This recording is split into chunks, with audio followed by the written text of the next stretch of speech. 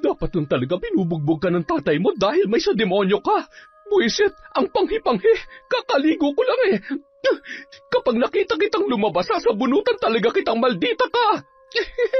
Chismis pa more. Wala kayong alam sa pinagdadaanan ko, pero kung makahusga kayo, akala niyo may alam kayo sa klase ng buhay na meron ako?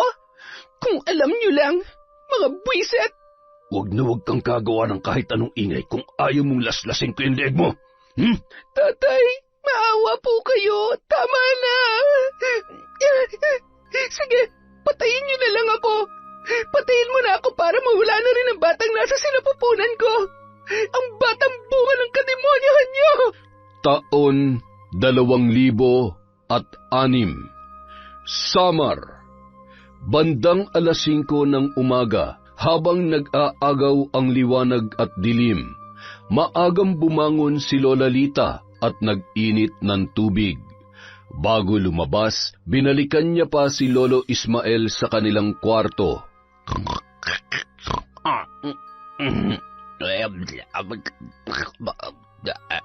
Abat, ano kayong napapanaginipan ng mokong na ito? Siguro'y nambababae ka sa panaginip mo, no? Aray, naman, ang aga-aga mo naman manakit. Bakit ka ba nanghahampas? Kung gusto mo pang tumabi sa akin ay halika, mahiga ka pa rito. Hindi yung magkasalubong na naman yung mga kilay mo na tig-3 piraso na lamang. Tigilan mo nga ako, Ismael. Kaya ayaw na ayaw kitang pinatatambay sa tindahan dahil malamang kung sino-sinong babae ang sinisipat mo. At pati sa panaginip mo ay pinagpapantasyahan mo pa. Ano ba sinasabi mo dyan? Hindi totoo yan. Ano ka ba naman, Lita? Kung kailan naman tayo tumanda ng ganito ay ngayon ka pa naging selosa. Ay, kahit marami maganda at sexy dyan ay... siguradong hindi naman sila papatol sa akin. Ay, ganon, ha? Asa na yung bulis tambo ko? Kaya pala hanggang panaginip ay pinagpapantasya mo na lang kung sino man babae ang sinipat-sipat mo. Bumangon ka ng lintik ka. Bumili ka ng tinapay at asukal at kaping-kape na ako. Ay! Ito na nga, babangon na. Tutupin ko lang muna itong mga ito. Inaantok pa ako. Ganda pa naman ng panaginip ko. Minsan lamang makakamay sa magandang dalagay na udlot pa. Aray, ang kati-kati na naman ng puwet ko. Kaya ayaw ko nag-uulam na sardinas at mukhang magnanaknak na naman itong... Habang patuloy sa pagkamot, ay nakakunot noon namang naghihintay sa labas ng kwarto si Lola Lita at nakapamewang pa. Baka gusto mong bilisan dyan. Abay, ano pang kinakamot-kamot mo? Ilang buwan na kitang napapansin na panay ang kamot. Siguro ay hindi ka na naman nagpapalit ng brief mo kaya nangangati ka na. Wala ito. May nakapasok lang na langgam. Akin na yung pambili. Huwag ka na masyadong maingay at natutulog pa si Bimbo. Puyat pa naman yun. Madaling araw na nung umuwi. Ayan. Ayusin mo ang pagbili. 1/4 na asukal, tsaka tinapay. Samahan mo na rin ng konting bilis at makapagdating mo ay malamig na itong iniinit kong tubig. Matapos yon, agad na kinuha ni Lola Lita ang walis tingting, lumabas sa bahay at sinundan ng tingin ang noon ay papalabas niyang asawa sa tarangkahan na si Lolo Ismael. Nagsimula na siyang magwalis sa harap ng kanilang bahay. Habang nagwawalis, mula sa di kalayuan, may naririnig siyang iyak na natitiyak niyang nagmumula sa kapitbahay nila na si Kaloy. Napatanaw pa siya sa kinaroroonan ng bahay noon. Mahigit 1 dekada na nang muling bumalik si Kaloy sa kanilang baryo kasama ang anak nito sa kanyang kinakasama. Siya na ang nagpalaki at nagpaaral sa bata. Kilala din yon bilang matapang at walang sinisino kahit sarili nitong kamag-anak. Kaya naman, kahit nagiging usap-usapan na ang tungkol sa pananakit niya sa sarili niyang anak, ay walang sino man ang nagtatangkang makialam. Sakto naman napatapat si Lolo Ismael sa bahay noon habang naririnig niya ang mga palo ni Kaloy at halos tumitili na sa pag-iyak ang anak niyang 13 taong gulang pa lamang.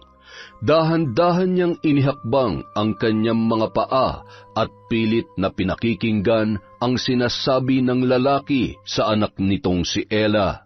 Napakatigas ng ulo mo. Hanggat nandito ka sa poder ko, ako ang susundin mo. Sa susunod na hindi ka sumunod sa gusto ko, mapapatay talaga kita. Pareho lang kayo ng nanay mo, mga walang kwenta. Tay, tama na po. Tama na. Huwag kang lalabas ng bahay, ha? Sa oras na suwayin mo pa ako, ibibiting kita ng patiwarik. Nanginginig ang tuhod na nakasuksok sa sulok at patuloy sa paghikbi si Ella. Kitang-kita niya ang nanlilisik na mata ng kanyang tatay Kaloy habang iniinda ang mga latay sa iba't ibang parte ng kanyang katawan. Opo, hindi na po, tay. Hindi na po. Samantala, bigla namang binilisan ni Lolo Ismael ang paglalakad habang umiiling-iling. Nakaramdam siya ng labis na awa para sa dalagita mula nang maliit pa lamang, halos araw-araw na pinagmamalupitan yon ng kanyang ama. Wari nila, kay Ella ibinubuhos ni Kaloy ang galit niya sa ina ng bata. Nang makarating sa tindahan si Lolo Ismael, agad naman nakiusisa ang tindero dahil rinig doon ang pagpupumalahaw ni Ella at ang galit na boses ni Kaloy. Ma Ismael, mukhang may happy na naman yung kapitbahay mo, ah. Sinabi mo pa, kawawa talaga yan si Ella. Hindi na lumaki dahil sa bugbog at palo ng Kaloy na yan. Ay, dapat kasi nung pa in-report niya sa DSWD. Sa bagay, nakakatakot kalabanin si Mang Kaloy kung sarili niyang anak nasasaktan niya. Paano pa kaya yung ibang tao na magsusumbong? Ha? Totoo yan. Binata pa lamang yan ay kinatatakutan na yan dito. Sarili niyang kapatid at pinsan ay muntik na nga niya mapatay, kaya walang nangangahas na magsumbong. Lalo na ako. Baka mamaya ay tagain na lamang kami niyan o hindi kaya ay magliyab na lang bigla yung bahay namin. O siya, pabili nga ako ng... Ano po yan? Ano nga ba yung pinabibili ni Lita? Nakalimutan ko tuloy. Siguro ay maglalaba yun. Isang bareta ng sabong panlaba at kape. Ano pa ba? Ay, okay na siguro yan. Babalik na lang ako kung may nakalimutan ako. Eto ang bayad. Matapos mailagay sa supot ang kanyang pinamili, agad nang lumakad ang matanda pabalik sa kanilang bahay. Nakasalubong niya pa si Mang Kaloy na nakayuko at bitbit ang bag na gamit sa pagkakarpintero. Nagkatitigan pa sila ni Lolo Ismael, sabay yumuko na lamang at nagpatay mali siya ang matanda. Pakinig niya ang kalabog ng kanyang dibdib nung mga oras na yon. Lagi rin kasing dala noon ang kanyang malaking kaluban. Kilalang matapang at walang inaatrasan si Kaloy. Lalong naging mas bantog yon maging sa mga karatig lugar nang minsang mapabalita na nakapatay ng aswang. Umuwi kasi yon kasama ang kanyang kinakasama na ipinagbubuntis pa lamang si Ella.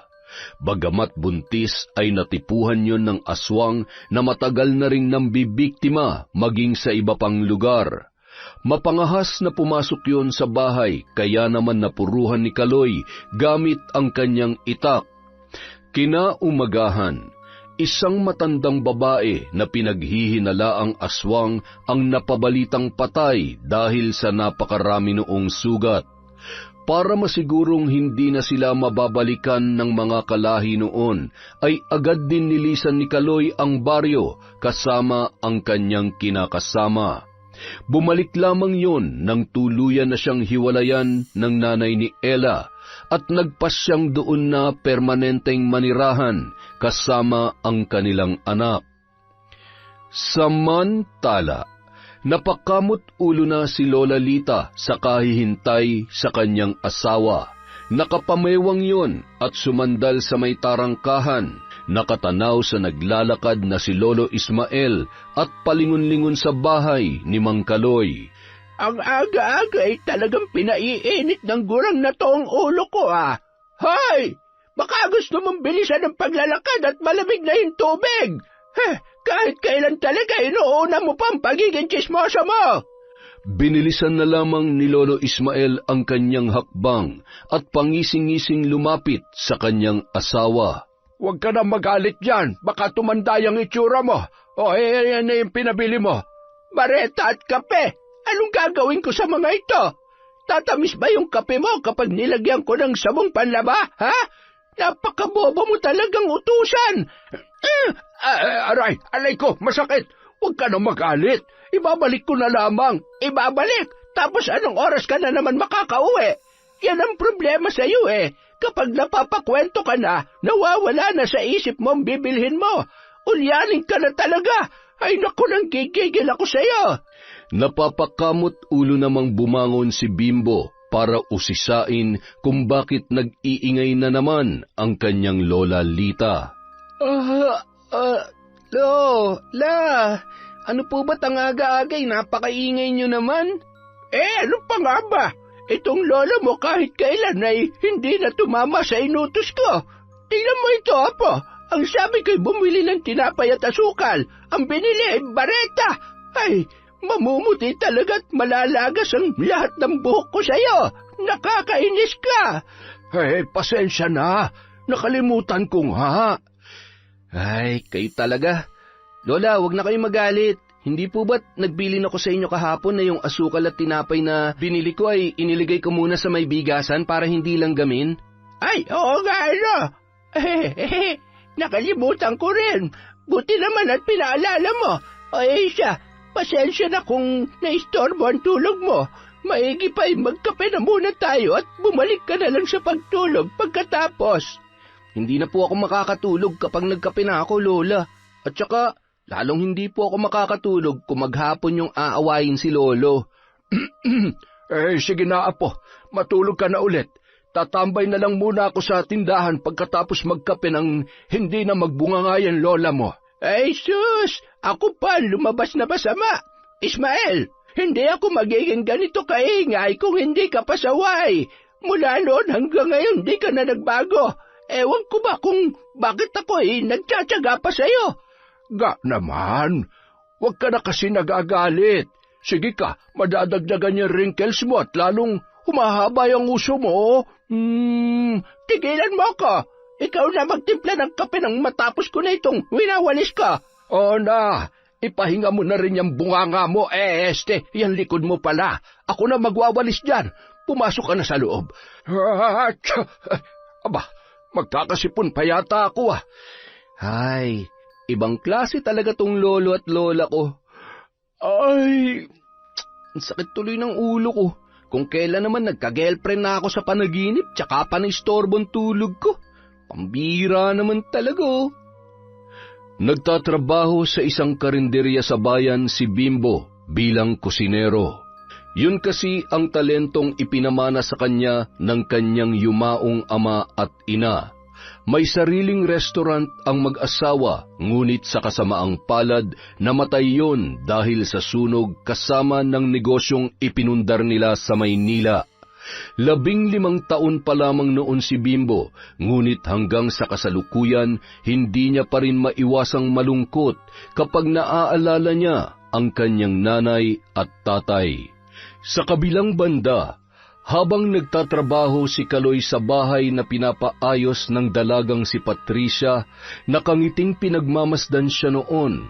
Napahanga ang babae sa magandang pagkakaayos ng kanyang kusina. Nagkakilala sila nang minsang pumasyal si Patricia sa bahay ng isa sa malapit na kaibigan ng kanyang ama. Si Mang Kaloy din kasi ang isa sa mga trabahante nang pinapagawa nila ang kanilang bahay. Maayos kasi yung magtrabaho, kaya kahit may kasungitan, maraming kumukuha sa kanya na karaniwan ay umaabot sa mga karatig baryo. Kung may kasamahan o katuwang sa pagtatrabaho, ay kalmadong ginagawa lamang niya ang nakatoka sa kanyang gawain at hindi gaanong nakikipagkwentuhan. Gusto niya kasing matapos agad ang kanyang ginagawa, lalo na't mag-isa lamang sa bahay si Ella. Nung maliit pa yon, kasama niya ang bata kapag siya ay nagtatrabaho. Nagdadala lamang siya ng bigas at duyan na tutulugan ng kanyang anak. Kapag wala namang trabaho, taniman ng gulay at nyugan ang kanyang pinagkakaabalahan. Kinuha ni Patricia ang isang pitsil ng tubig at baso sa kusina at tinawag si Mang Kaloy. Kaloy, uminom ka muna ng tubig. Kanina ka pa nagtatrabaho dyan, siguradong nauuhaw ka na. Agad namang lumapit si Kaloy sa babae. Salamat, Patricia. Grabe, ang init ngayon. Mas lalo tuloy sumasakit ang ulo ko. Bakit? May lagnat ka ba?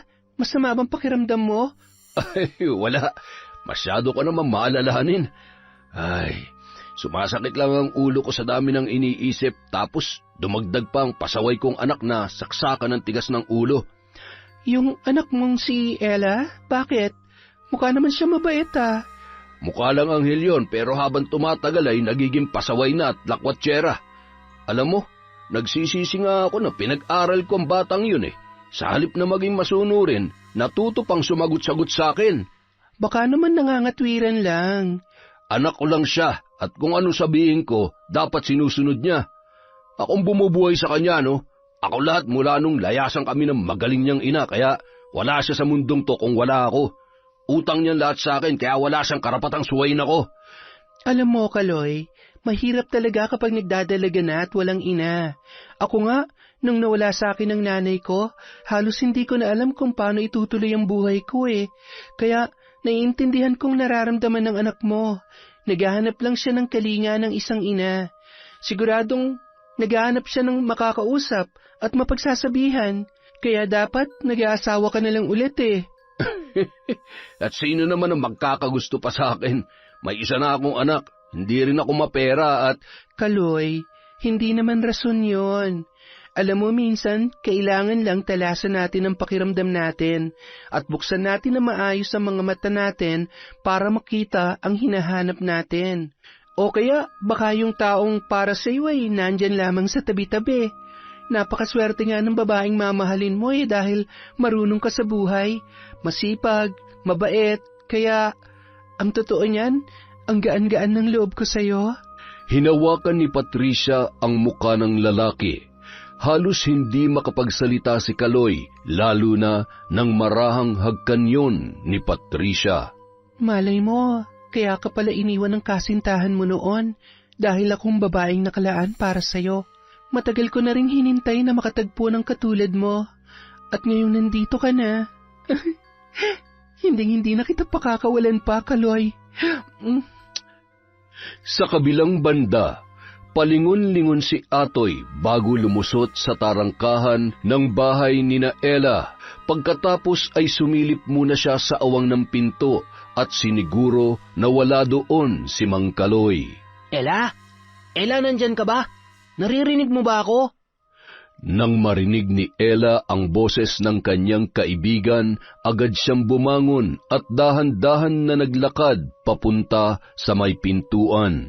Atoy, anong ginagawa mo rito? Hindi ka rin pumasok? Recess naman, kaya tumakas muna ako. Doon ako dumaan sa may likod ng classroom natin. Nag-alala kasi ako sa iyo eh. Ano ba nangyari? Pinalo ka na naman ba ng tatay mo? Oo. Hindi naman nabago yon. Hindi ko alam kung kailan ulit ako makakapasok. Nagalit siya dahil ginabi ako ng uwi. Ayaw niya maniwala na gumawa lamang tayo ng project. Kaya ayun, mula kagabi hanggang kaninang umaga, pinalo-palo niya ako. Baka hindi na ako makapasok pa, Atoy.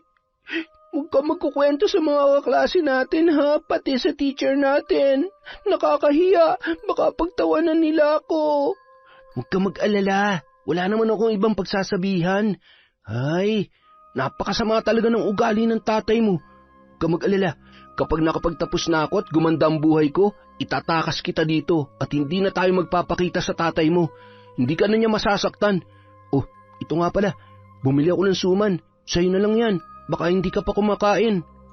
Inilusot yun ni Atoy sa maliit na awang para maibigay sa kanyang kaibigan na si Ella. Alis na ako ha, huwag ka mag-alala. Kung hindi ka pa makakapasok bukas, babalikan ulit kita. Huwag ka nang umiyak at sundin mo na lang muna ang tatay mo para hindi ka na niya masaktan. Kahit ano sabihin niya, huwag mo na lang sagutin, ha? Maawa ka dyan sa katawan mo. Puro ka na lang pasa at latay. Ay. O sige na, babay na, Ella. Kainin mo na agad yung suman at uminom ka na maraming tubig. Salamat, Atoy. Umalis ka na at baka mapagalitan ka pa ng teacher natin. Agad nang lumusot si Atoy sa bakod at tumakbo papunta sa kanilang eskwelahan. 2 babae naman noon ang napadaan at nakakita sa binatilyo.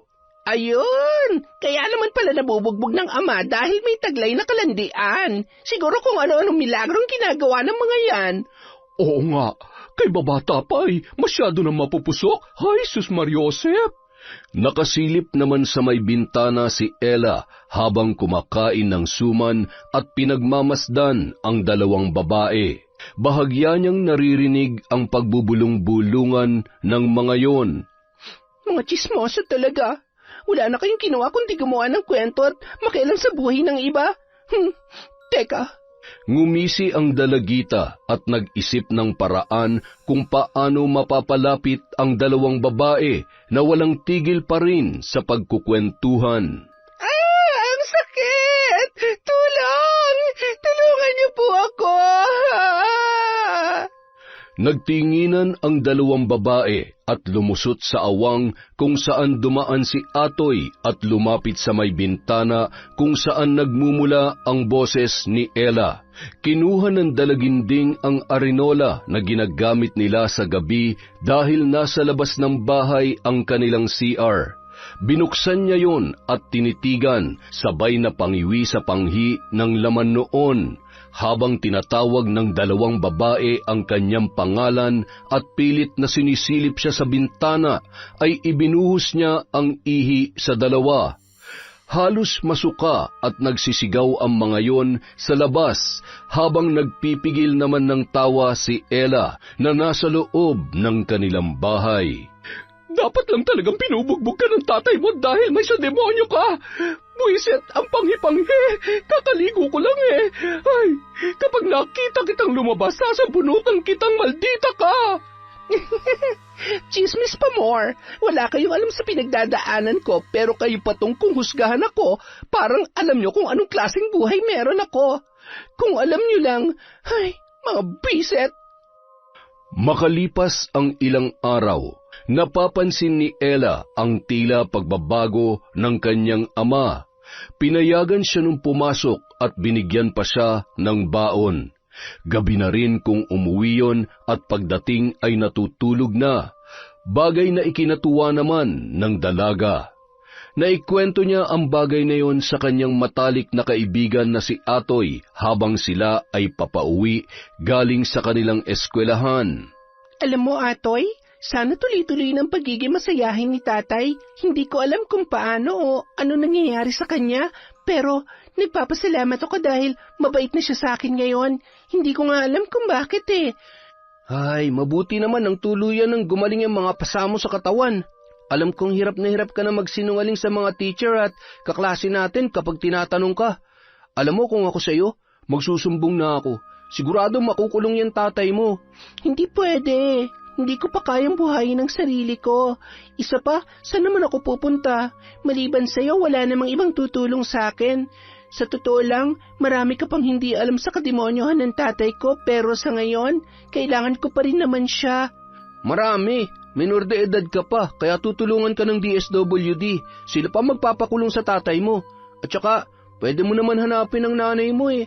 Atoy, si tatay na lang ang pamilya ko. Iniwan nga ako ni nanay, diba? Kasalanan niya kung bakit ganito ang buhay ko ngayon.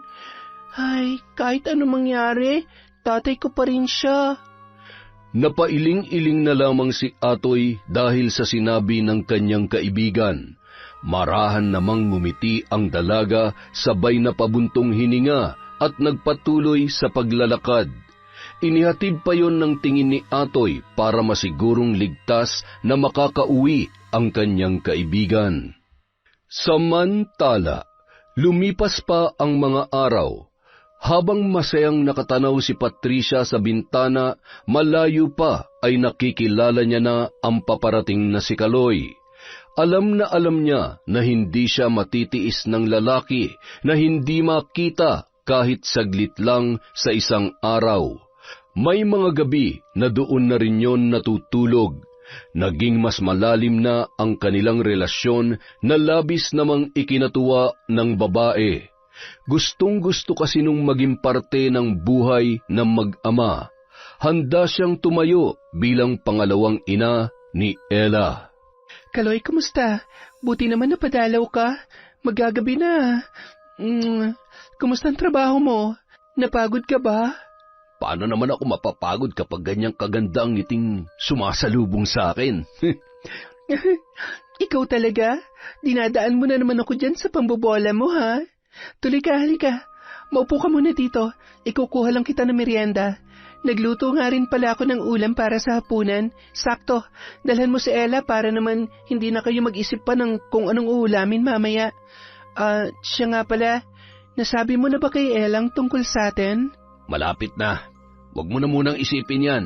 Ang importante naman ay maayos ang pagsasama natin. Sa madaling salita, hanggang ngayon, hindi pa rin niya alam ang tungkol sa atin. Tama ba ako? Darating din tayo dyan.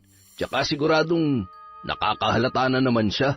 Madalas gabing-gabi na akong umuwi. Tapos may pasalubong pa akong pagkain na padala mo. Yun na nga eh. Nakakahalata naman na pala eh. Bakit hindi mo pa rin masabi?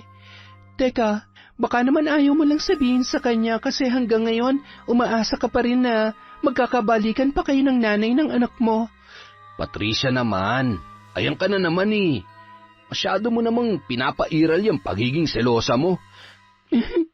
Ano bang gusto mong maramdaman ko? Pakiramdam ko, ikinakahiya mo ko eh. Tinatago mo ko kaya... Ay, huwag ka nang magalit. Sige, sasabihin ko na sa kanya at sa susunod na linggo, ipapakilala na kita sa kanya. Huwag ka nang magtampo. Alam mo namang, mahal na mahal kita eh. Ikaw naman kasi, kailangan pa talaga na magtampo ako, magalit ako para... Tama na. Sorry na. Mahigpit na lamang naniyakap at hinagkan ni Kaloy si Patricia. Matamis ng ngiti naman ang itinugon nito sa kanyang kasintahan. Mababakas sa mukha ng babae ang kakaibang saya na hindi niya maipaliwanag. Hindi na siya makapaghintay sa kanilang pagkikita ni Ella. Nang gabi ring yun, papauwi na si Kaloy nang mapadaan sa bahay ng isa sa mga kasamahan niya sa pagkakarpintero. Nagkakasiyahan ang mga yun kasama ang iba pa nilang katrabaho habang nag-iinuman. Isang 4 kantos at may pulutan na inihaw na isda. Niyaya siya at hindi tumanggi, kaya naman napaupo na rin yun at hindi niya namalayan na naparami na pala ang kanyang nainom. Bandang 11:00 na ng gabi nang siya ay magpaalam sa kanyang mga kainuman. Mga pre, pasensya na ha. Sa susunod na lang ulit. Walang kasama yung anak ko sa bahay at baka hindi pa nag-aapunan yun. Masyado ka naman nagmamadali, pare. Maaga pa. May isang bote pa tayo rito. Ay, kung sa bagay, mukhang sanay na sanay ka naman na minabadali mo ang lahat. Si Patricia nga, nakuha mo agad eh. Bigla na lamang nagpanting ang tenga noon at kinwelyuhan ang isa sa kanyang mga kainuman. Piliin mong tatarantaduhin mo ha. Hindi mo ako kilala. Sa susunod, kung ganyan pa rin kabastos ang bunganga mo, ni isa, wala sa ngipin mo matitira. Ultimo yung bulok na bagang mo. Kinuha ang kanyang bitbit at inayos ang kaluban ng kanyang itak. Dinuro-duro pa ang noon ay halos maihinang kainuman. Mainit ang ulo na umuwi at nagsasalita pa yon habang naglalakad. Nang makarating sa bahay, sa may tarangkahan pa lamang ay tinatawag na ang pangalan ng kanyang anak. Suot ni Ella ang bestidang pantulog, nanginginig ang tuhod at kamay na binuksan ang kanilang pinto. Tay, bakit ho kayo? Lasing po kayo? Hindi ako lasing. O yan, kumain ka. Kumain ka ng marami, ha? Ayos, Ang ganda ng suot mong damit, Buti naman para laging matutuwa si tatay. Akma sanang hahawakan noon ang braso ni Ella nang biglang umiwas ang dalaga.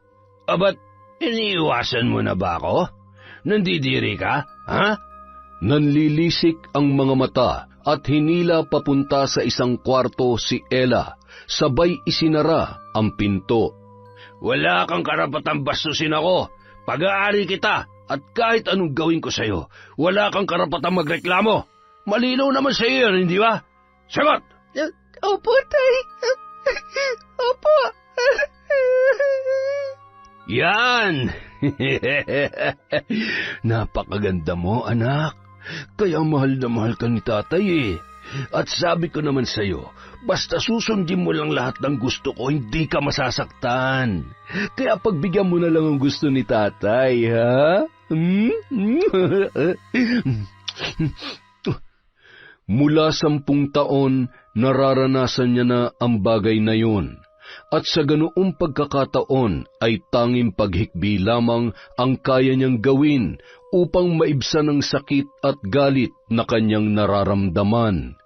Kapag nanlalaban siya, ay samot-saring palo, sampal at hampas ng sinturon ang kanyang natatamo. Ilang beses na rin siyang tinutukan ng patalim na tila ba sa paulit-ulit ay nasanay na lamang ang dalaga.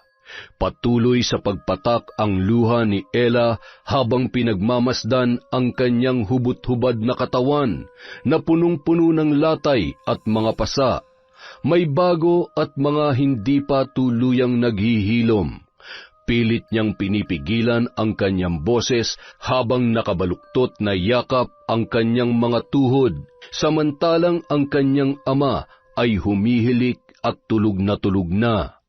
Maraming pagkakataon na gusto niya na lamang subukang saksakin ang kanyang ama habang natutulog, ngunit hindi niya magawa.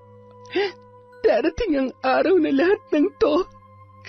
Lahat ng kademonyohan mo ay pagbabayaran mo.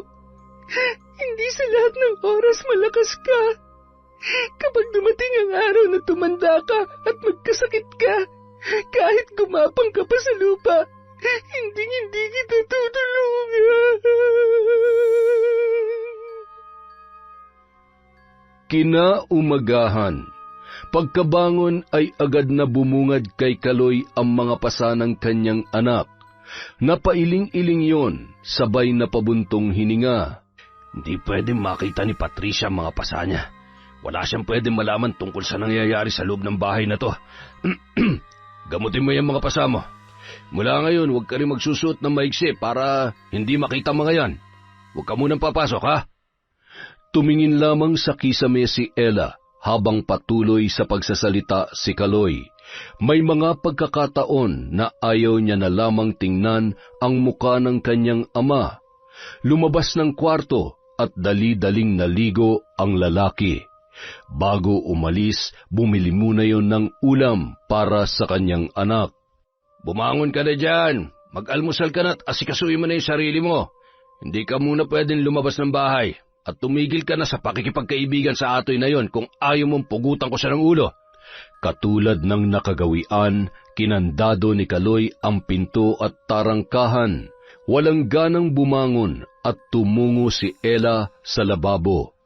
Paulit-ulit yung naghilamos habang sa inaalala lahat ng pinagdaanan niya sa kanyang sariling ama.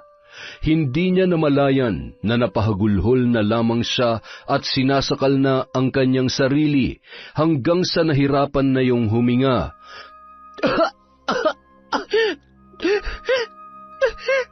Ayoko na. Pagod na ako sa impyernong bahay na to.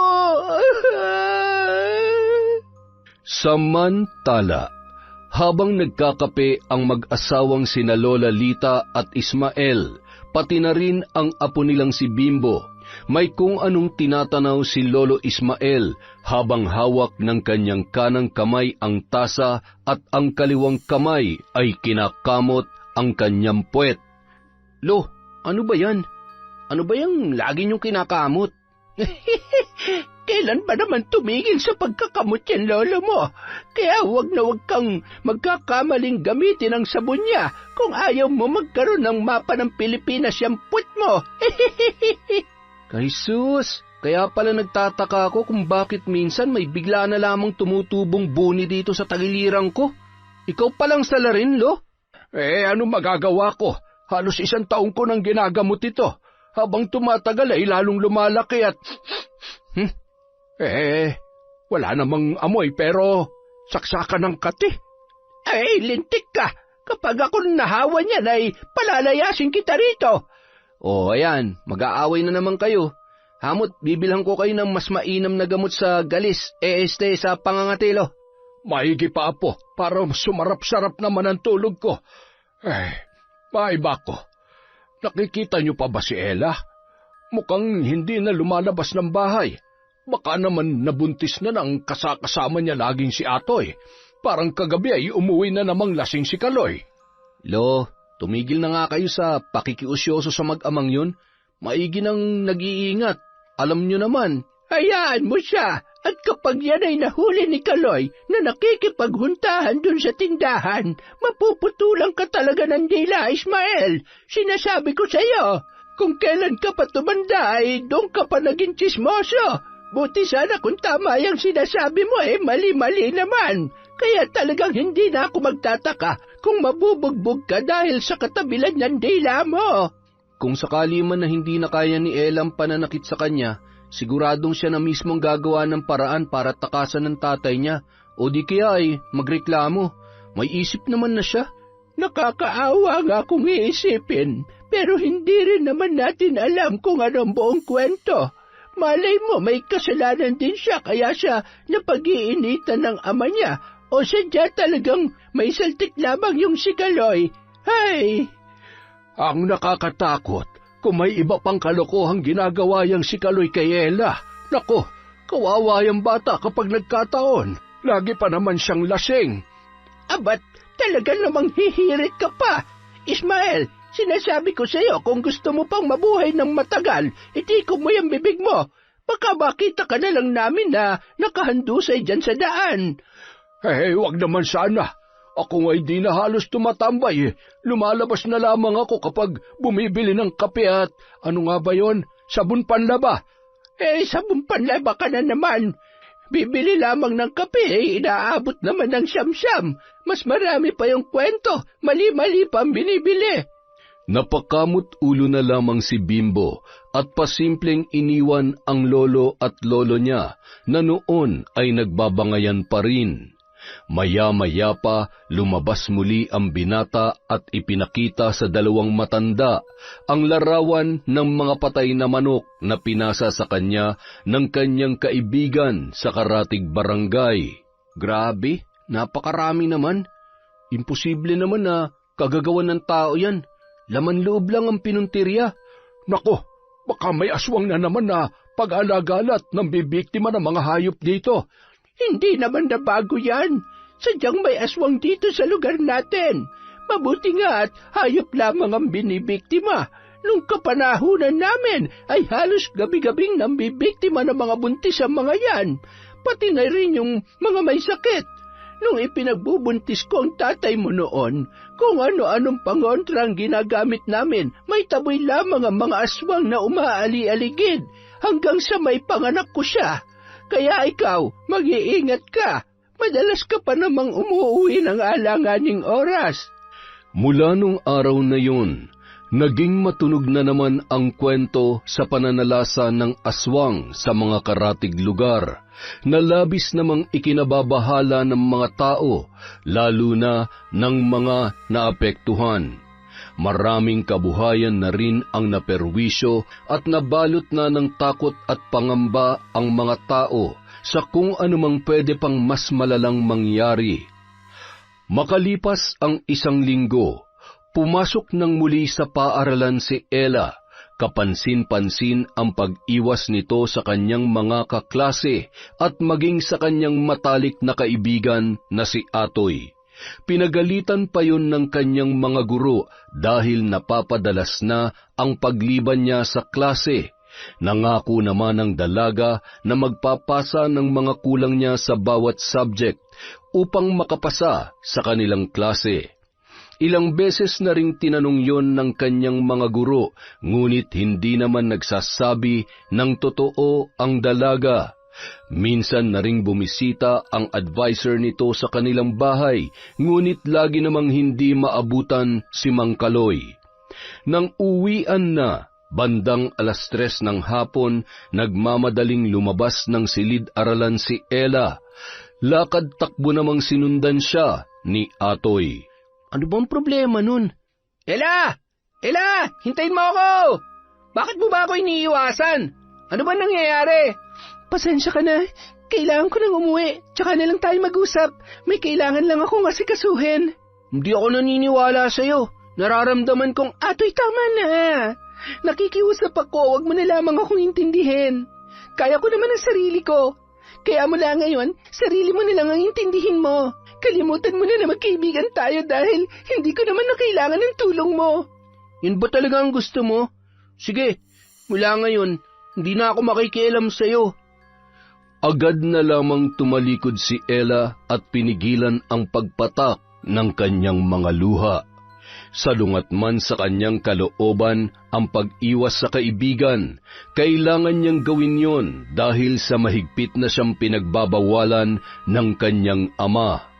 Habang naglalakad ang dalagita ay ramdam niya ang bigat ng kanyang dibdib.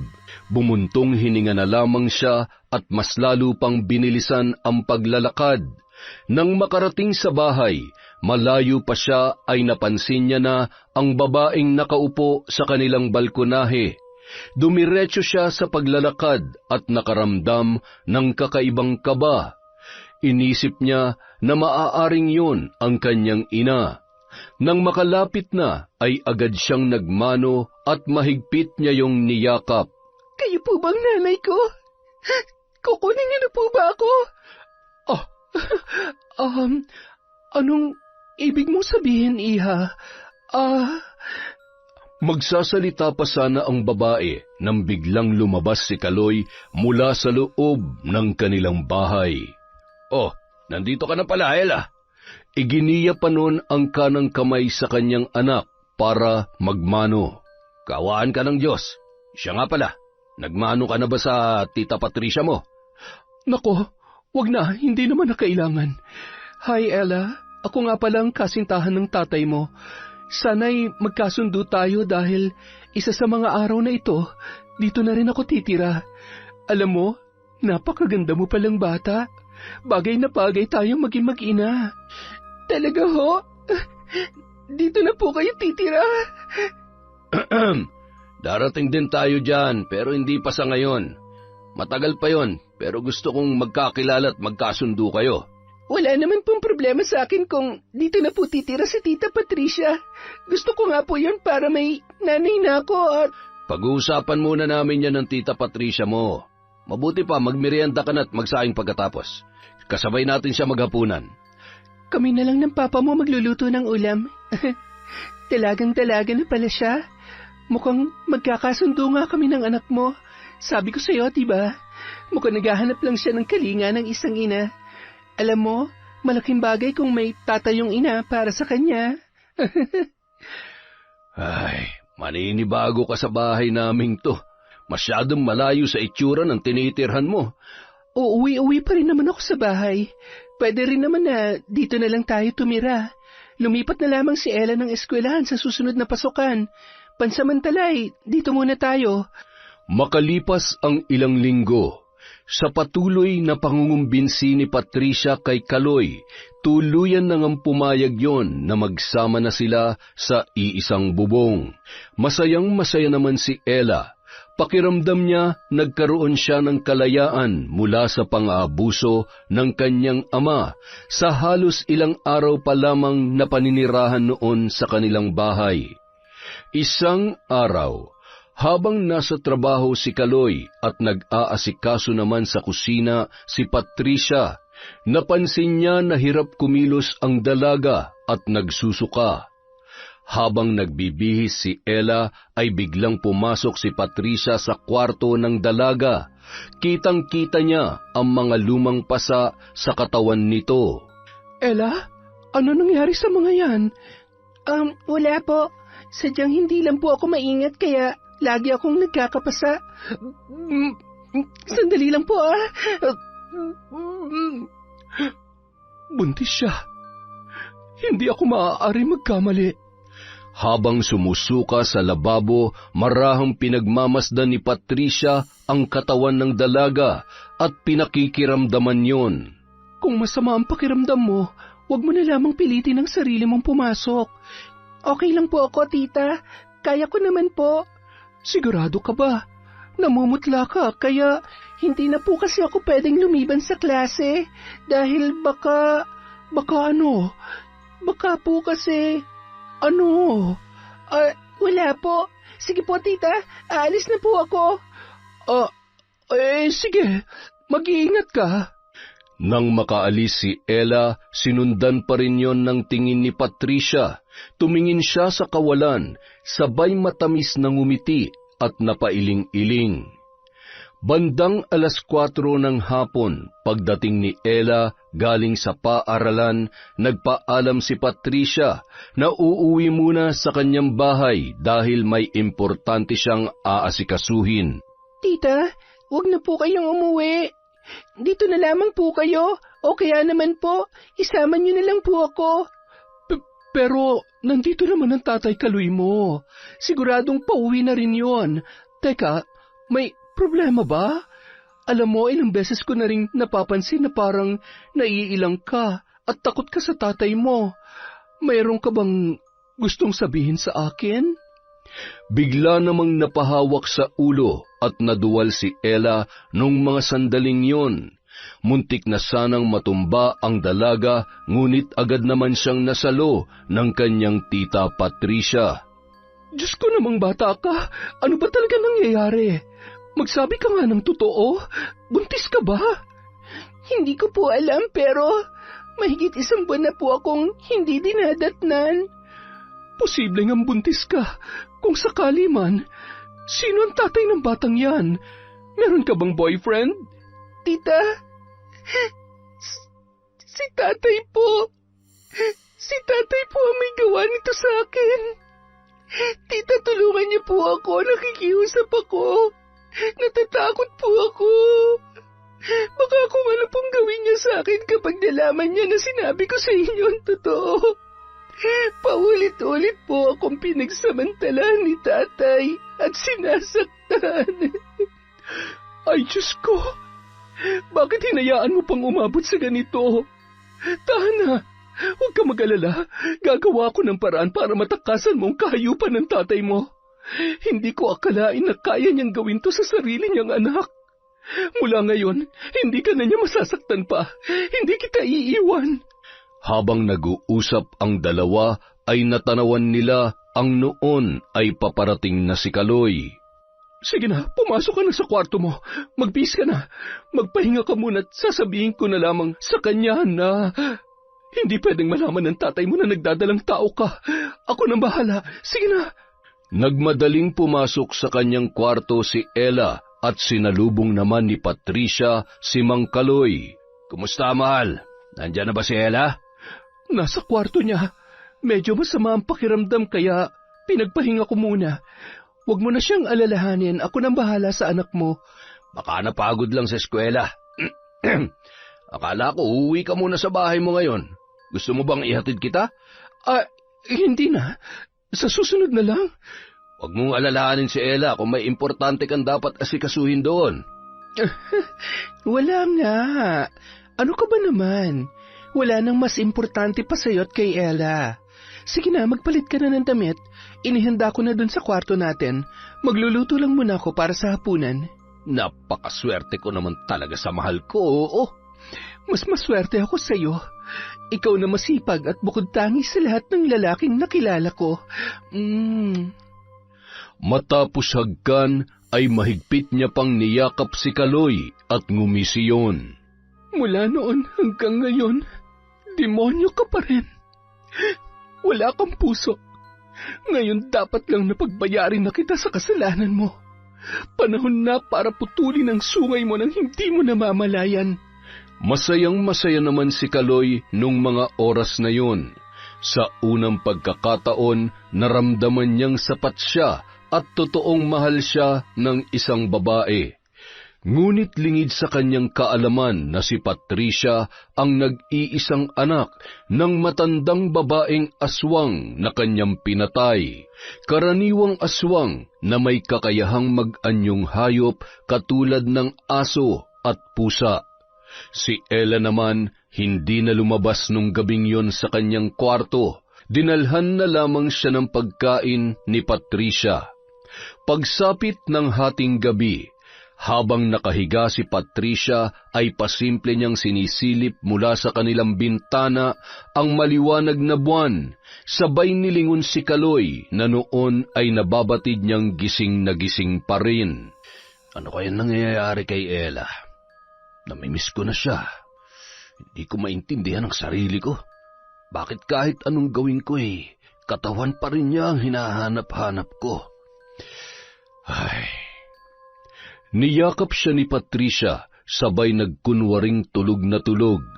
Maya-maya, inalis niya ang kamay ng babae nang mapansin niyang humihilik na yun. Pumunta yun sa kusina at kinuha ang kutsilyo, sabay inilagay sa kanyang tagiliran. Dahan-dahan niyang binuksan ang pinto ng kwarto ni Ella. Dahan-dahan niyang hinila ang kumot dahilan para magising at muntikan ng mapatili ang dalaga. Ngunit agad namang tinakpan ng kamay ni Kaloy ang kanyang bibig at tinutukan ng kutsilyo sa kanyang leeg. Huwag kang gagawa ng kahit na anong ingay kung ayaw mong laslasin ko yung leeg mo. Tay, maawa po kayo. Tama na. Sige, patayin niyo na lang ako. Patayin mo na ako para mawala na rin ang batang nasa sinapupunan ko. Ang batang bunga ng kademonyohan ninyo.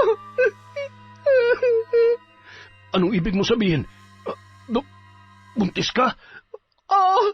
Kaya mas gugustuhin ko pa mamatay na lang kesa mabuhay sa kahihiyan. Ano pang hinihintay nyo? Patayin nyo na lang ako. Nanginginig sa galit at nanlilisik ang mga mata. Gulong-gulo ang isipan nung mga sandaling yun. Sa ayaw at sa gusto mo, bubuhayin mo ang batang yan. Hindi mo pwedeng sabihin kahit kanino kung sino ang totoong tatay niyan.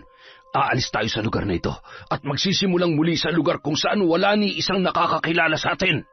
Nakasilip sa awang ng pinto, kitang-kita at rinig na rinig ni Patricia ang mga sinabi ni Kaloy. Dahilan para hindi na magdalawang isip pa ang babae na magpalit anyo.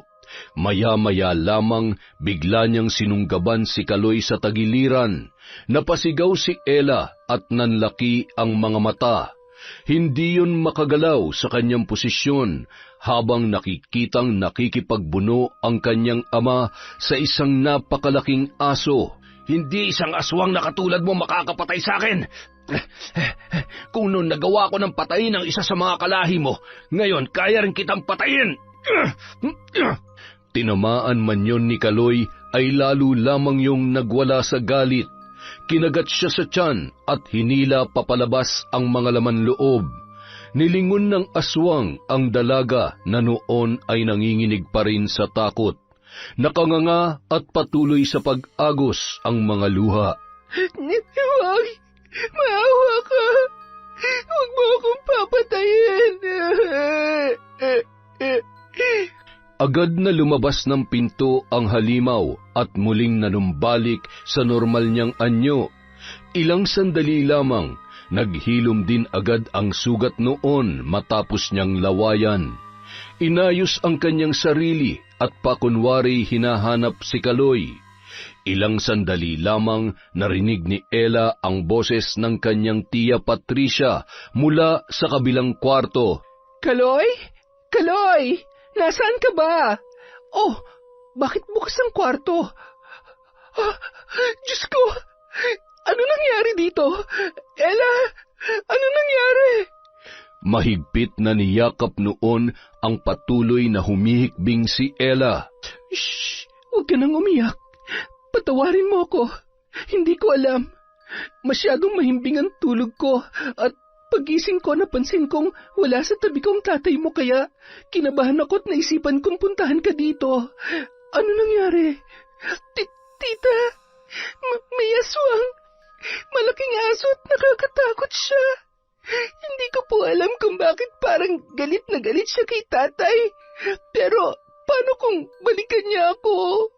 Paano kung akong gusto niyang biktimahin dahil sa batang nasa sinapupunan ko? Huminahon ka. Ang mahalaga sa ngayon ay ligtas ka.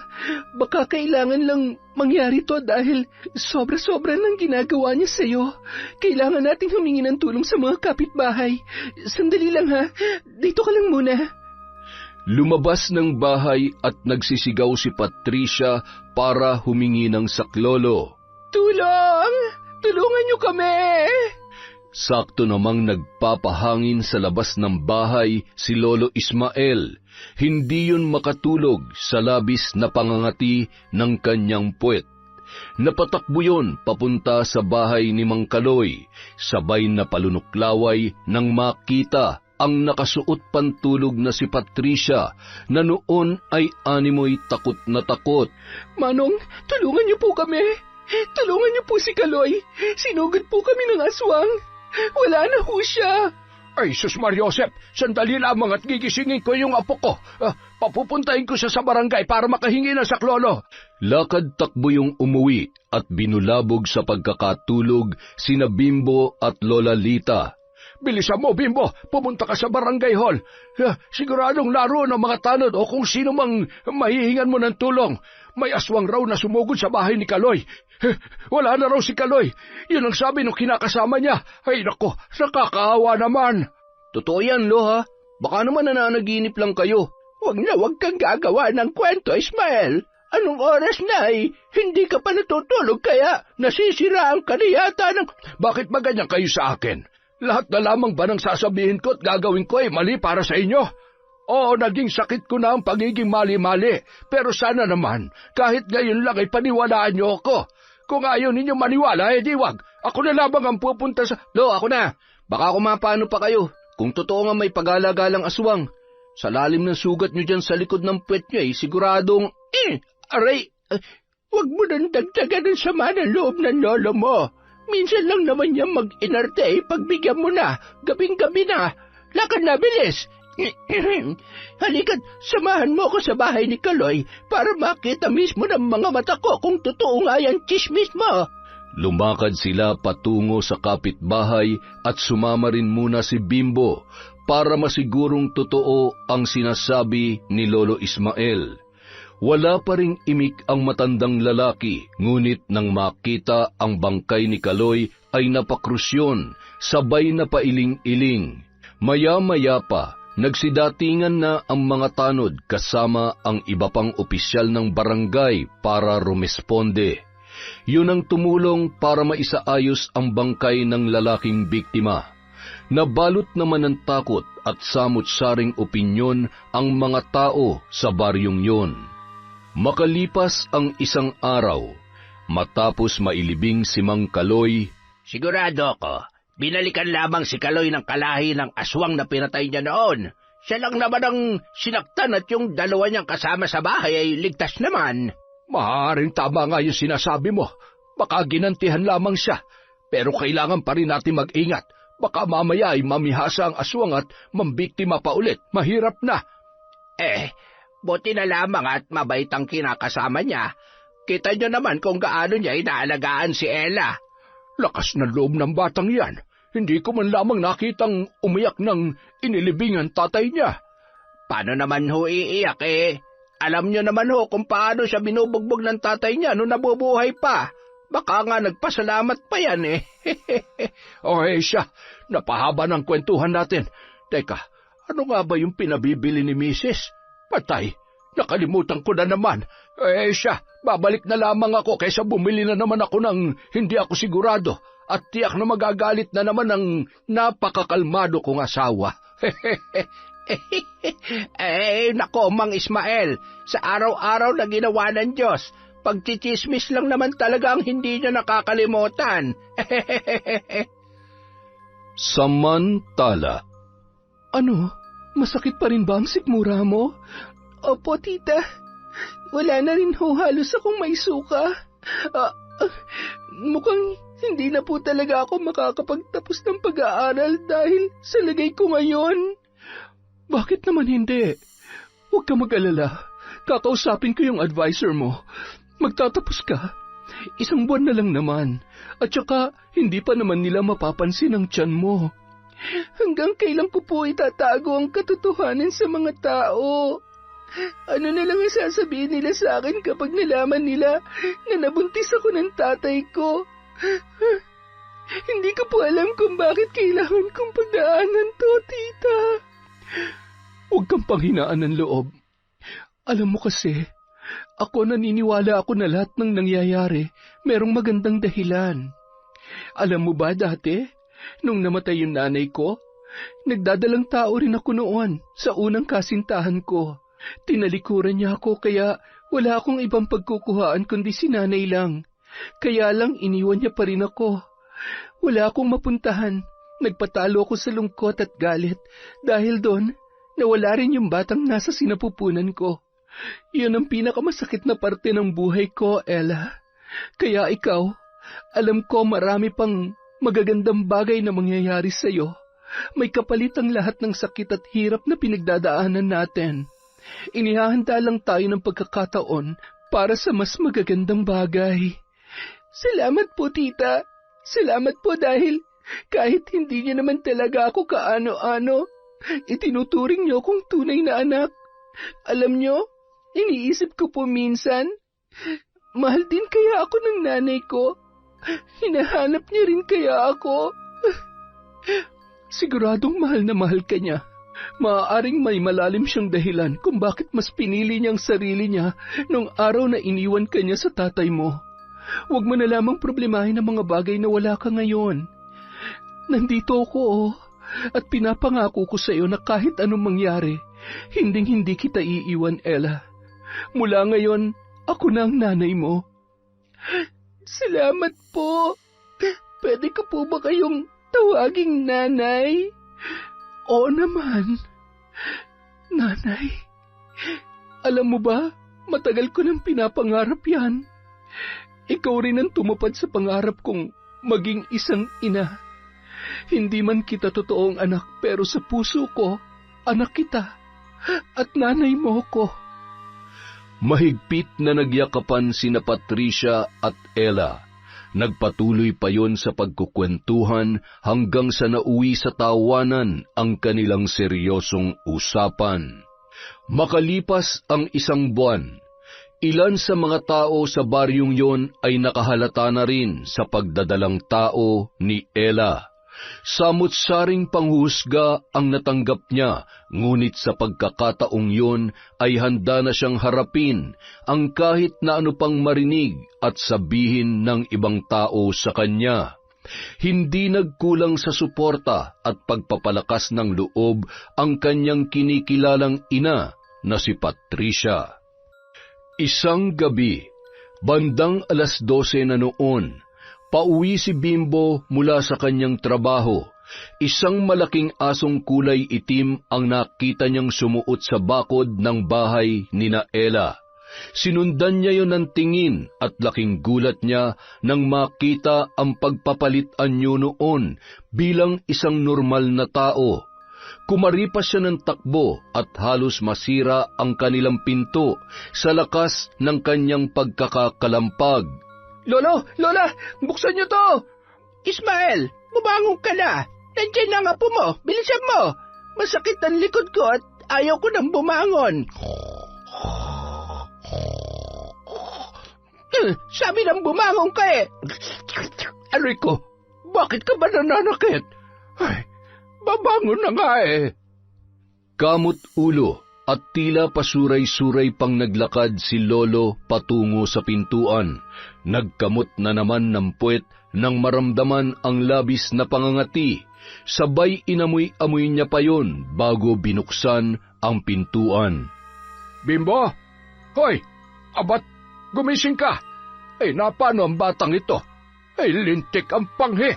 No, lasing ka ba? Bakit ka umihi sa salawal mo? Nang marinig yon ni Lola Lita, masakit man ang kanyang likod ay napilitan niyong bumangon. Tinulungan niya pa si Lolo Ismael na buhatin ang kanilang apo, papunta sa may sala at inasikaso yon hanggang sa magkamalay. Lola, salamat sa Diyos at buhay pa ako.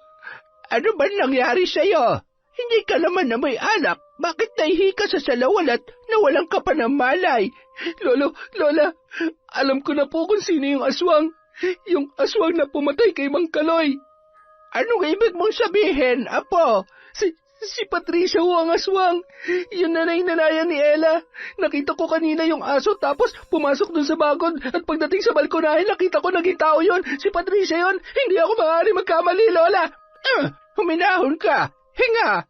Ay, Diyos ko naman. Anong motibo niya para patayin si Kaloy? At kung siya nga ang aswang na pumatay, bakit patuloy niyang inaalagaan si Ella? Hindi kaya totoong chismis na buntis si Ella? Baka yun ang dahilan niya kaya nagpapanggap siyang mabait. Kung ganun, nasa alanganin din ang buhay ni Ella. Kailangan po natin siyang tulungan. Mahirap kalabanin ng mga aswang. Hindi natin basta-basta mapoprotektahan at maililigtas si Ella kung wala tayong sapat na alam para labanan ng aswang na yan. Kinikinabutan tuloy ako. Alam ko na po, kailangan natin ng tulong ng kaibigan ni Ella. Si Atoy, hindi ba't kilalang antingero yung tatay niya? Sigurado matutulungan niya tayo. Tsaka, hindi niya hayaan mapahamak si Ella. Tama ka dyan na po. Maganda yung naisip mo. Pwede bang palipasin muna natin ang gabing ito? Magpahinga ka muna. Ako nang bahalang kumausap bukas sa tatay ni Atoy. Nako, sasabakot baka kung ano pang iba mong masabi, mapahamak pa tayo. Ako'y wala ni katiting na tiwala dyan sa bibig mo. Sobra ka naman talaga sa akin, ga. Masyado na ako nasasaktan dyan sa mga sinasabi mo, ha? Aray, ang kati talaga nitong bisit na to, ha? Ala, sige, kamot pa. Huwag kang hahawak sa akin, ha? Pag ako nahawa niyang buni mo, palalayasin kita o di kay ipapakain kita sa aswang. Kinabukasan, umaga pa lang, usap-usapan na ng mga tao sa baryo ang aswang dahil sa mga manok na natagpuan sa iba't ibang bakuran. Nanatili namang tikom ang bibig ni na Lolo Ismael at Lola Lita. Pinuntahan nila ang bahay nila Atoy. Nadatnan naman nila na nagpapanday ang ama nito. Yun kasi ang pinagkakaabalahan noon maliban sa pagiging antingero. Magandang araw po. Ano pong ginagawa niyo dito? Nandito kami dahil alam na namin kung sino ang aswang at... Ako na, Ismael. Maupo ka na lang muna. Ay, di ikaw na. Dapat pala hindi na lamang ako sumama dito eh. Nagagalit ka? Sabi ko naman, di ba ako na? Huwag na ho kayong magbangayan. Sabihin niyo na lamang po sa akin ang sadya ninyo para matulungan ko kayo. Hindi po ba't kayo yung kapitbahay ni na Ella? Oo, kami nga. Kumusta na po kaya siya? Ha? Ay, wala ka bang balita sa kaibigan mo? Nagkikita naman po kami sa school pero hindi na po kami nag-uusap katulad nung dati. Hindi ko po alam kung anong dahilan niya pero umaasa po ako na magkakaayos pa rin kami. Marami rin po akong gustong itanong sa kanya lalo na po't alam kong may malaki siyang pinagdadaanan ngayon kahit wala na si Mang Kaloy. Ay, isa pa yan sa inaalala ko kaya hindi ko matim na may mangyari pang mas masama sa kanya. Hindi na ata kakayanin ng konsyensya ko yon. Ano pong ibig niyong sabihin? Yung apo naming si Bimbo, nakita niya kagabi. nakita niya yung nanay-nanayan ni Ella. Sigurado siya kung paano nagpalit anyo yon. Ang inaalala namin ay si Ella, baka kasi kung anong binabalak ng Patricia ngayon sa kanya. Tanging pangontra may bibigay ko sa inyo at armas na pwede niyong gamitin para labanan yung aswang na tinutukoy ninyo. Alam niyo kasi, mula nung mapahamak ang asawa ko dahil sa minsang pakikipaglaban ko sa mga nilalang na yan, sobrang nagsisi na ako. Hindi ko nakakayanin pa na maulilang lubos itong si Atoy. Tay, kailangan ni Ella ang tulong natin. Baka siya naman ang isunod ng aswang na yon. Hindi rin tayo pwede magpadalos-dalos. Paano kung wala naman talaga masamang intensyon yun sa kanya? Ang dapat muna nating gawin, mabigyan muna natin ng babala si Ella at ikaw ang makakagawa nun. Bigyan mo rin siya ng pangontra para masigurong ligtas siya at hindi siya masasaktan ng nanay-nanayan niya. Kayo naman ho, bilang proteksyon at kung sakaling magkagipitan, magagamit niyo ho itong punyal na ito. Isa ho ito sa mainam na panlaban sa aswang. Binibigay ko ito sa inyo para protektahan ang sarili nyo, hindi para ipagyabang o di kaya'y basta-basta na lamang gamitin ng walang sapat na dahilan o para lamang pumatay ng inosente. Nagpasalamat naman ang mag-asawang matanda sa tulong na ibinigay ni Arman at agad na ring umuwi ang mga yon. Hindi naman mapakali si Atoy, kaya naman naglakas loob siyang puntahan si Ella. Sakto naman, wala doon si Patricia dahil namili yon sa bayan. Atoy, anong ginagawa mo dito? Alam kong ayaw mo na akong makausap pero kahit ngayon lang, makinig ka sa akin. Kalimutan na natin ang mga nangyari noon. Pasensya na. Kailangan ko lang talagang gawin yon dahil ayaw ko may gawin sa'yo masama si tatay. Alam kong alam mo na kung anong ginawa niya sa akin, maliban sa alam mong sinasaktan niya ako. Alam ko naman ang lahat. Hindi ko lang maintindihan kung bakit inilihim mo sa akin ang bagay na yon. Sana sa kahit ano pang paraan na itakas kita sa kanya at hindi na kailangang umabot sa punto na nabuntis niya ako. Atoy, wala ka naman magagawa eh. Nangyari na ang mga nangyari. Ngayon, alam mo na ang lahat. Alam ko na pinandidirihan mo rin ako katulad ng ibang tao rito sa baryo natin.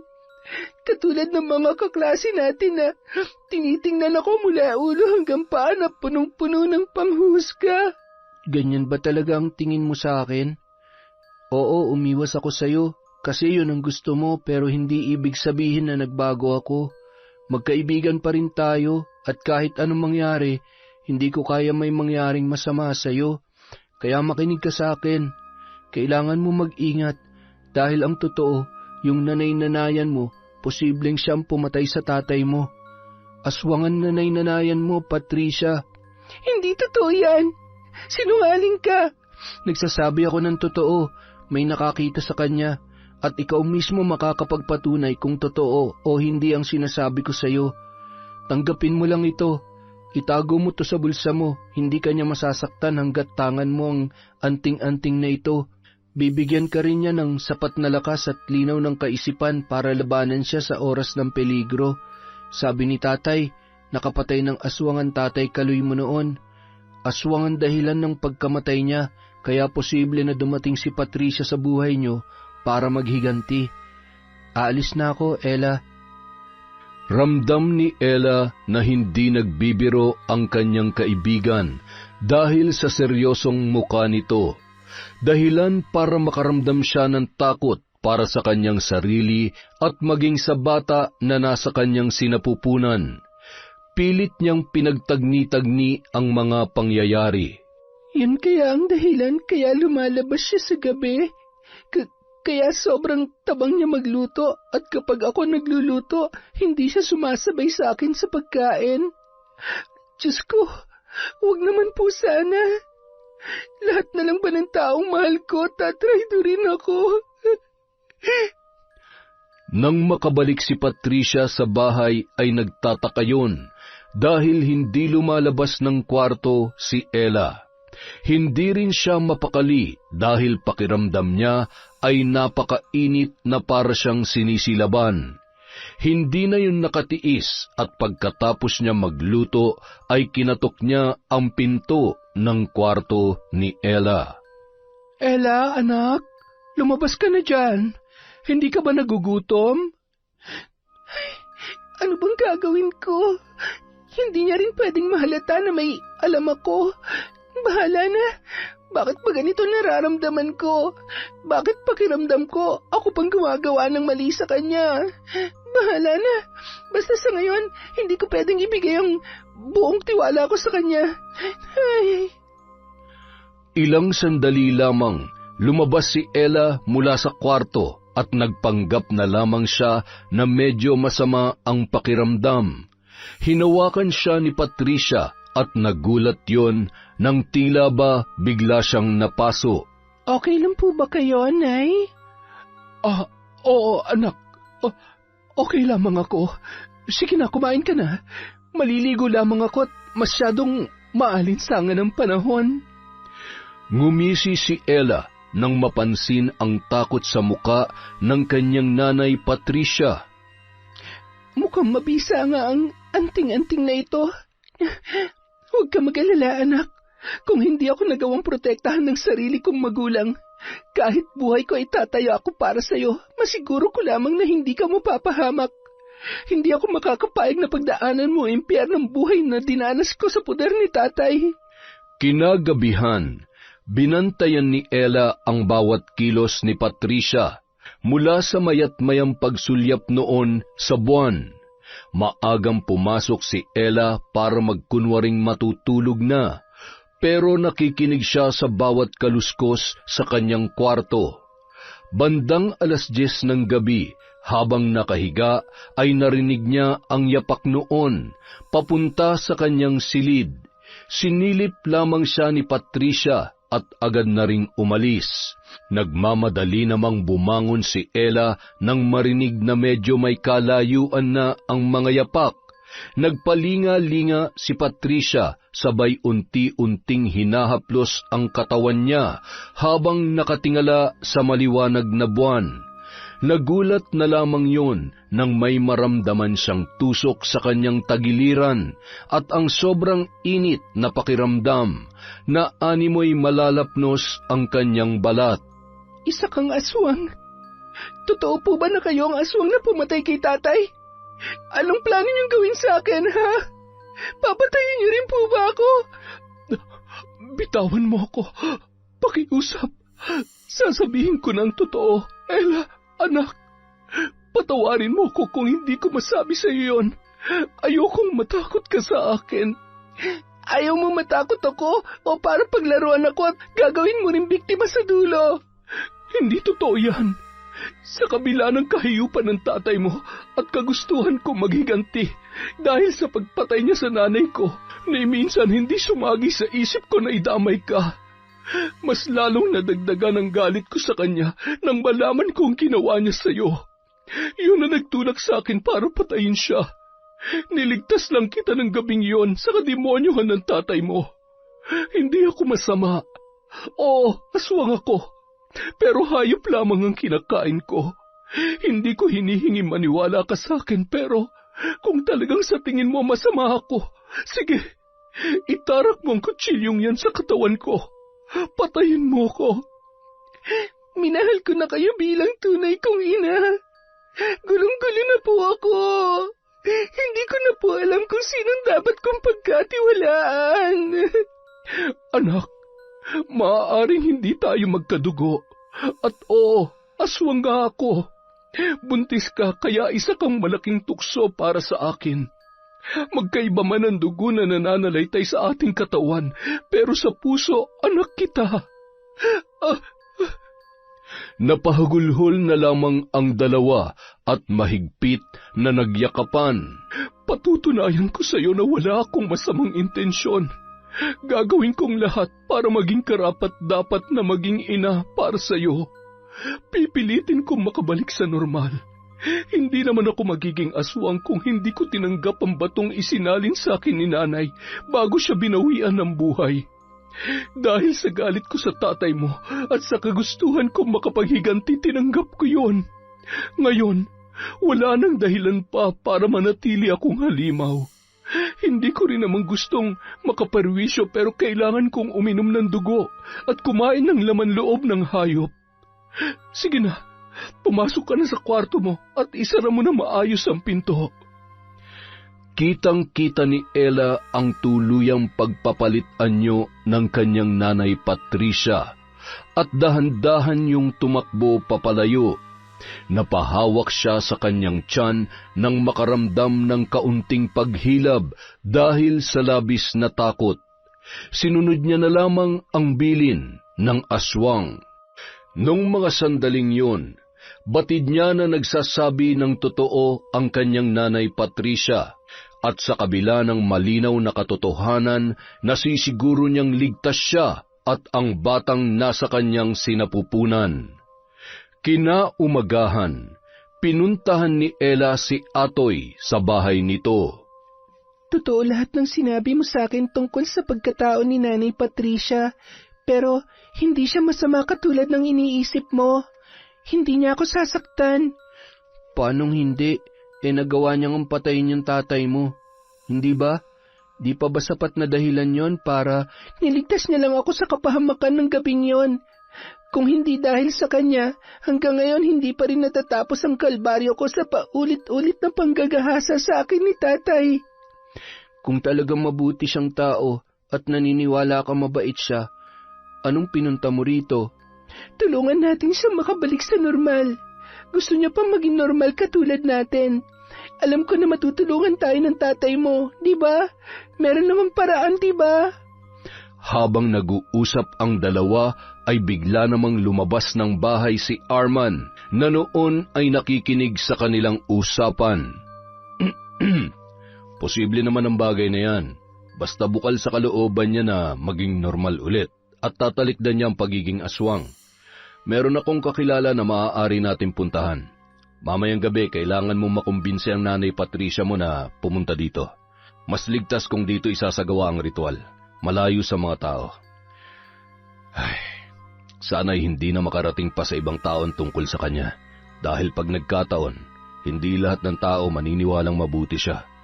Ang aswang ay mananatiling halimaw para sa karamihan. Sana'y hindi madulas si Mang Ismael sa mga nakakausap niya sa sentro. Nung araw ding yun, bago sumapit ang dilim, magkasama sina Ella at ang kanyang nanay Patricia na pinuntahan ang bahay nina Atoy. Nadatnan nila doon ang isang albularyo na magiging katuwang ni Arman sa pagsasagawa ng ritual. Ilang sandali pa, matagumpay nilang naibalik sa normal si Patricia, ngunit kailangang manatili yun doon sa loob ng 3 araw dahil sa labis na panghihina ng kanyang katawan. Samantala, kinabukasan, hindi makabangon si Mang Ismael dahil sa inaapoy siya ng lagnat. Halos 2 araw nang hindi nakakatayo at inaatake ng hika ang matandang lalaki. Bimbo, tingnan mo nga ang lagay ng lola mo sa kwarto. Isang araw lang na hindi ko pinayagan na lumabas at tumambay ay nilalagnat na. Sakit niya na talaga yata yan. Kapag hindi makapagchismis ay sumasama ang pakiramdam. Agad namang pumasok sa kwarto si Bimbo at kinumusta ang kanyang lolo. Lolo, kaya pa ba? Bumangon na kayo at nako, mapag-iiwanan na kayo sa balita.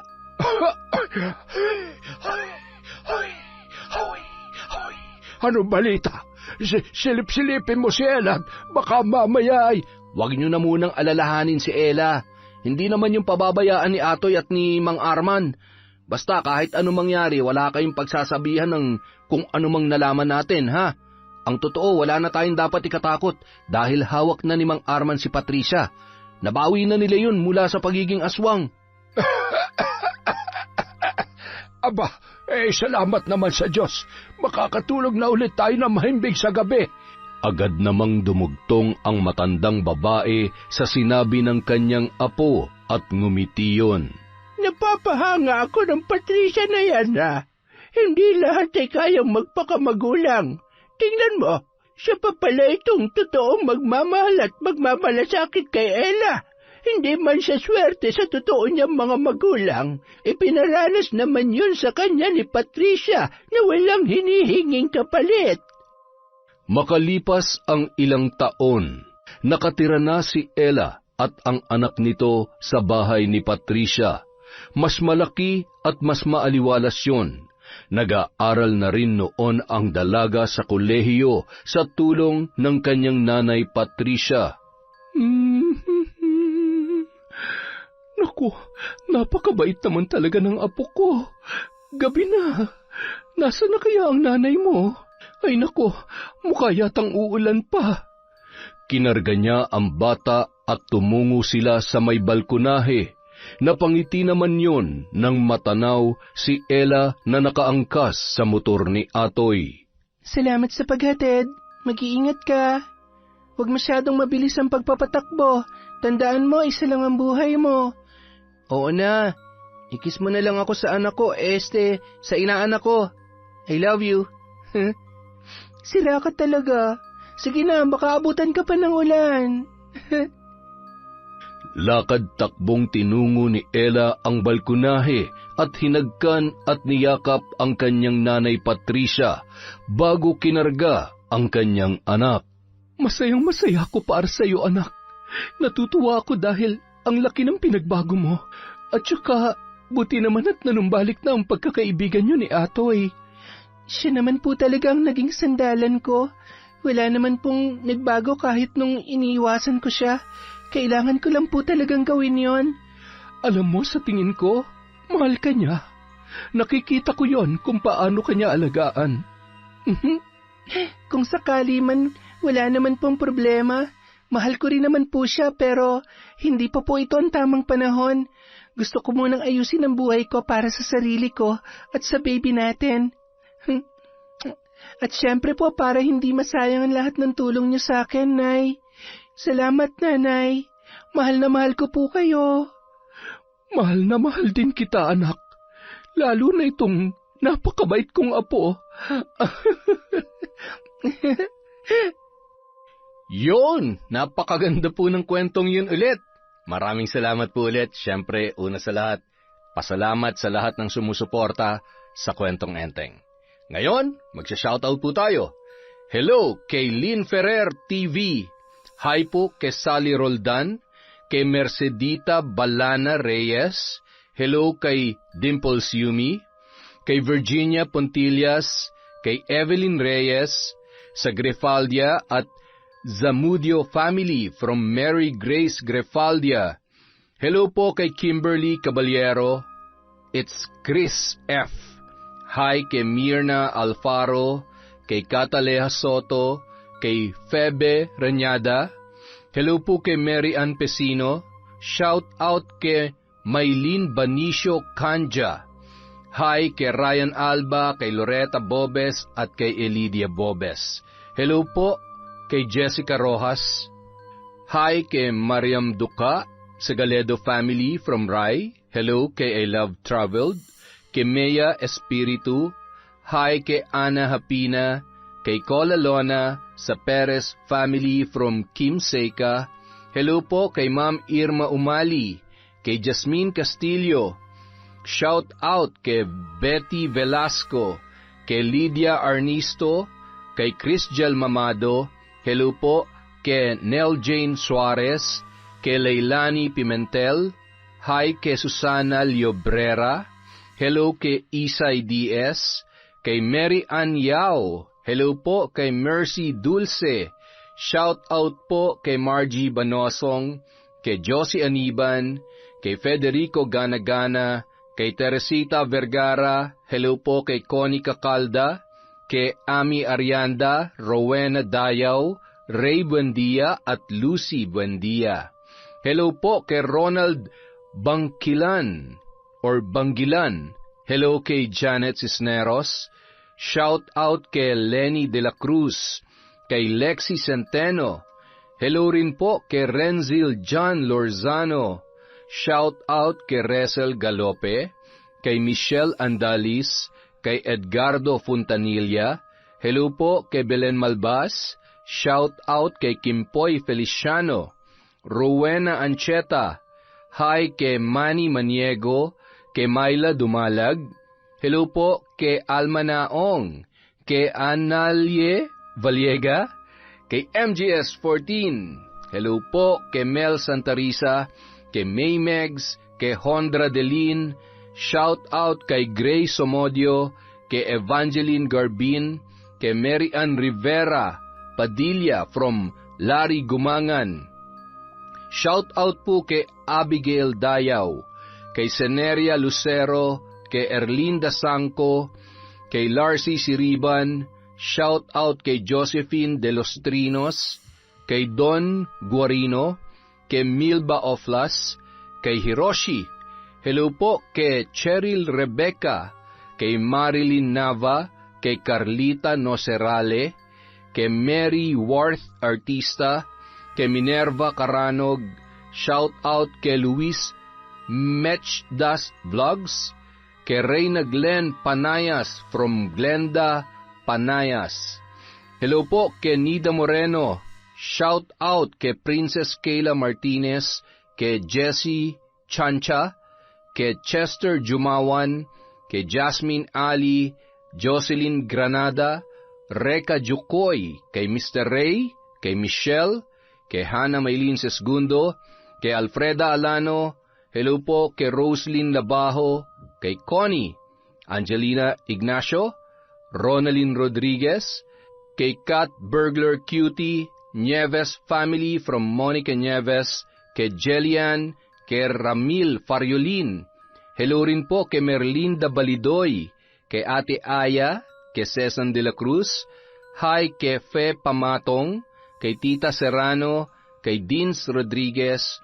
Hello po kay Ledeline Saligan, kay Pamela Allen.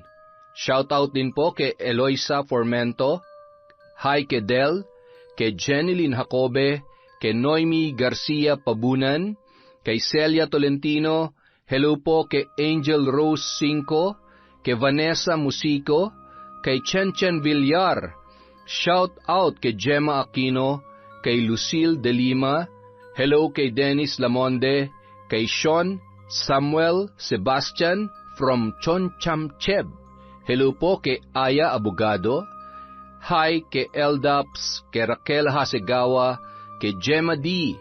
Shout out kay Angelina at Edelmira from Elizabeth Dungka.